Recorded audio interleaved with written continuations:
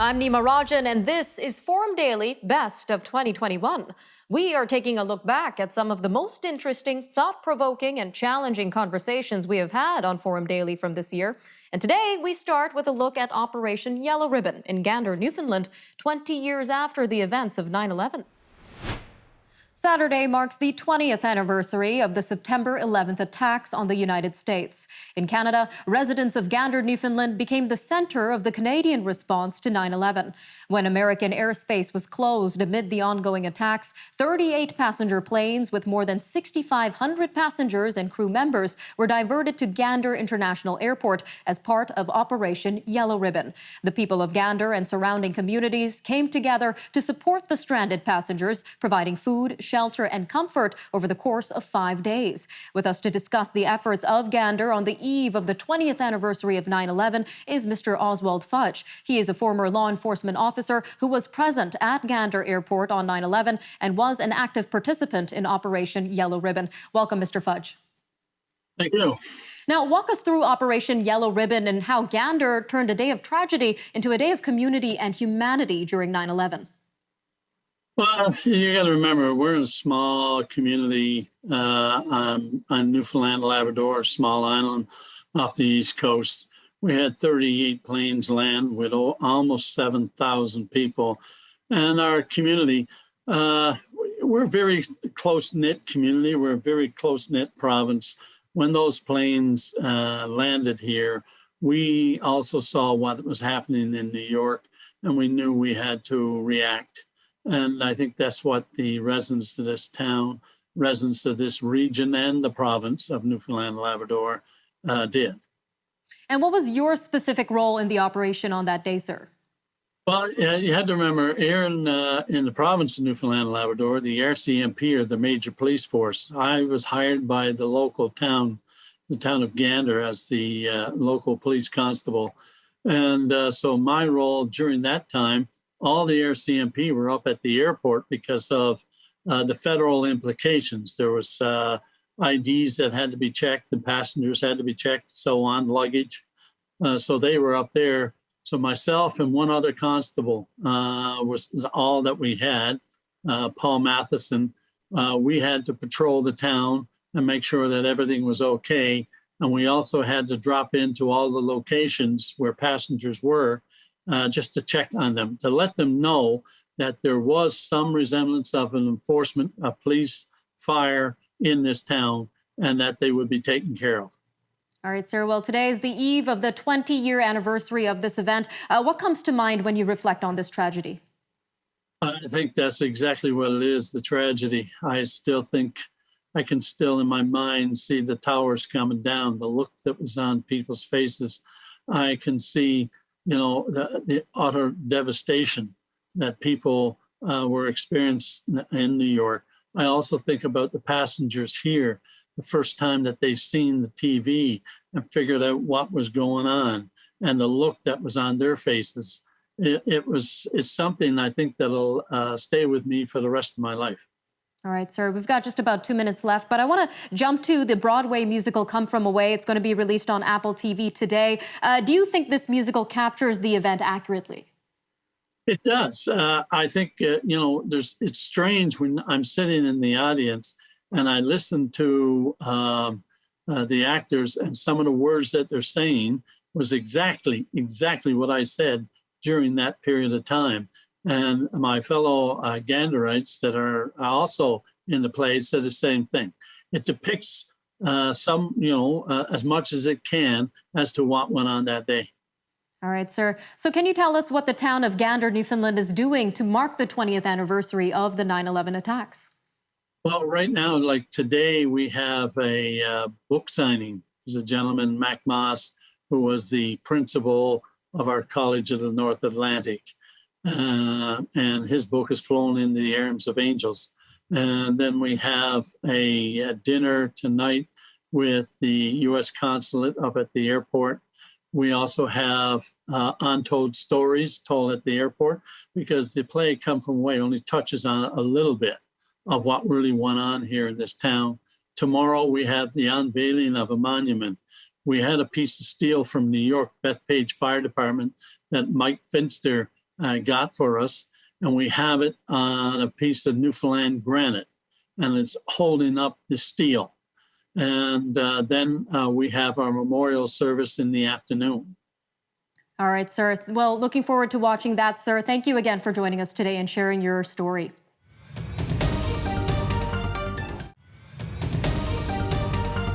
A new land-sharing organization looks to connect landholders in Saskatchewan with Indigenous land users so they can practice their way of life. The Treaty Land Sharing Network says this is a crucial move toward land-based reconciliation.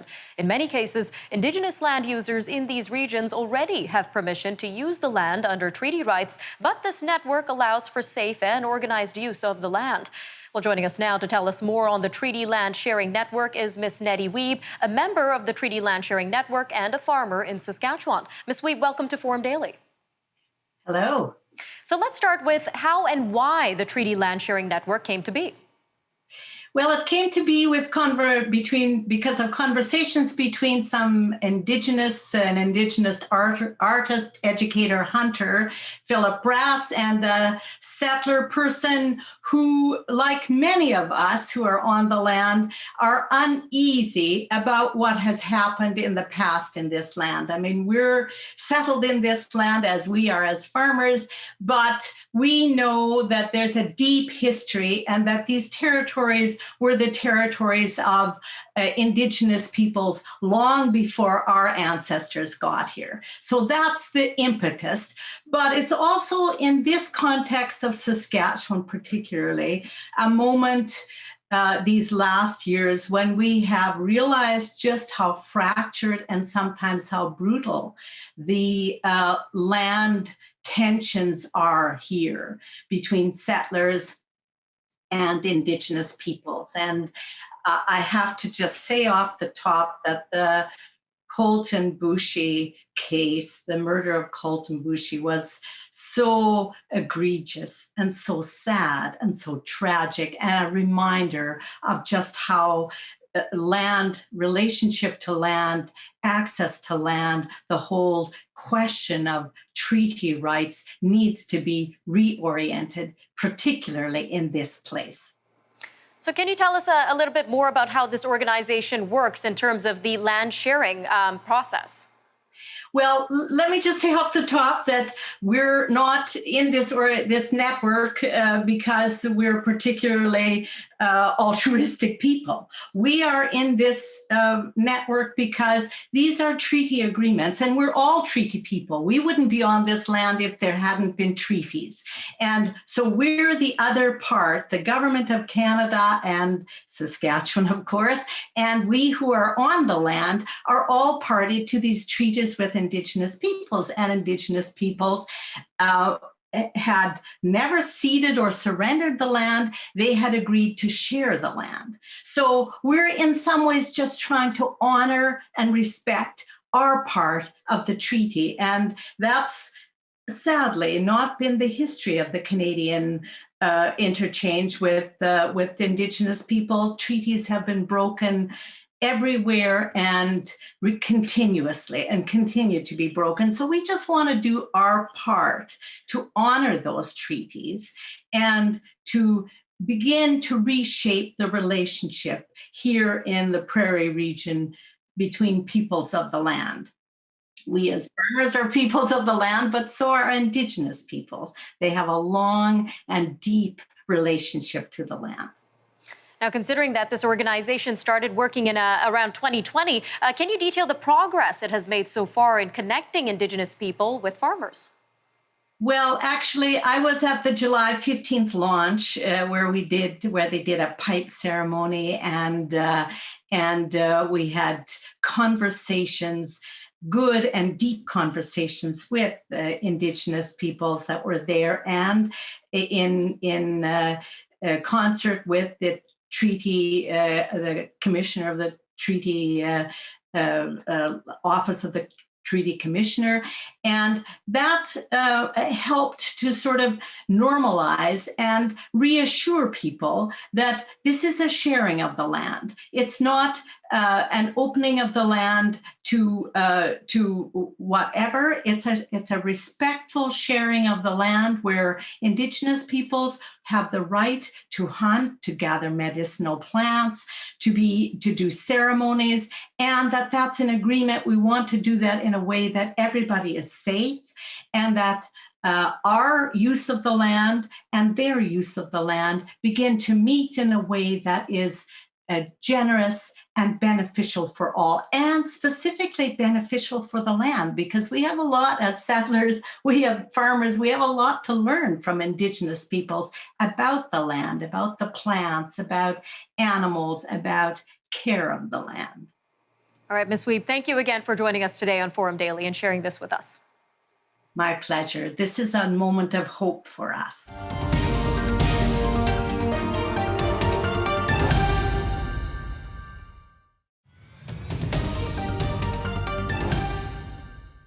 Each February, Canadians are encouraged to look back at the incredible sacrifices, difficulties, and contributions made by the Black community throughout the years. However, following the events of 2020, the conversation has expanded as the Black Lives Matter movement put a spotlight on the racial injustices that people of color face right now in modern society. And Canada is no different. Economically, Black Canadians make less in annual income than non-racialized Canadians, both for new immigrants and third-generation Canadians, according to the most recent Statistics Canada data from 2016. Meanwhile, the unemployment rate for Black Canadians is more than double that of other visible minorities. Black Canadians are also the most likely to be victims of hate crimes, according to 2018 data from police. So as we commemorate the significance of Black History Month, we want to discuss what steps need to be taken to make a real change in Canadian society. Joining us now is the Honourable Dr. Jean Augustine, the woman who championed Black History Month in Canada and the first Black female MP in Canadian history. Welcome to the Forum Daily, ma'am. Well, thank you so much for having me on. And I am really impressed by the fact that you bring to your audience the statistics that you just showed.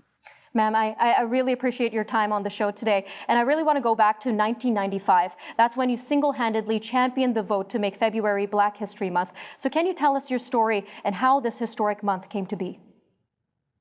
Well, it was the fact that as African Canadians, just as I can say the same thing about our Indigenous Inuit Métis people, there was very little in education, curricula, and the programs that I was teaching as an elementary school principal, the social studies program, did not include any of the information. It was one of these things that when I had the opportunity to ensure that Canada recognized the presence of African Canadians dating back to the 1600s and the contributions that African Canadians have been making, I felt it was essential to have officially designated February as Black History Month in Canada, because it was a designated month in the United States since 1926. We had been copying in Toronto what was taking place in the US. And so I thought it was important for us to have officially we would officially designate February as Black History Month in Canada. Now, when we think of Black history and the difficulties faced by this demographic, we tend to go back to U.S. history and slavery in the United States in particular. But what about Canada's role in the past in terms of the oppression of Black people? Why is it also important to remember that as well, ma'am? Well, I think when I talk about Black History Month, I talk about Black History Month and Black history in Canada. That history, which is a history of all Canadians, not just for Black people, but it's Canada's history and the recognition of that history. And so when we go back in Canada's history to 1603, the coming of Matthew the Coster, the relationship with the Mi'kmaq people, the settlement, the early settlements, what was occurring in Canada at the time, the issue of the fact that we did have slavery, the buying and selling of people in Canada, that the United Empire loyalists brought with them enslaved people, and the fact that we've been making contributions to this nation, that we've been participants in Canadian society, that that recognition is not there. And so the asking for the designation of of Black history in Canada, bringing to the fore who African Canadians are, the many generations of African Canadians, the newcomers of African Canadians to Canadian society, the contributions that we're all making, and we need to know each other's history. Because if we are multicultural, multiracial, multi-ethnic, multi-religious society, we need to know about each other. We need to know the history of the presence of African Canadians in Canada. So this month is not a month to talk about Americans or to go back to that history, but it is to look at our history in Canada. Now, it's clear that looking back at these statistics, that there's a lot of work that needs to be done. But where can we start, ma'am? We've got about 30 seconds left for this segment.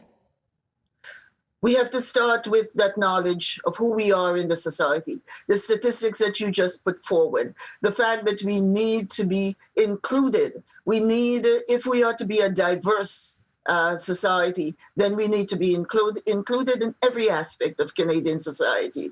And so some of the work that's happening right now, it's important for us to build on this, to ensure that our children and our grandchildren and the entire society know about the African presence and recognize the African Canadian presence.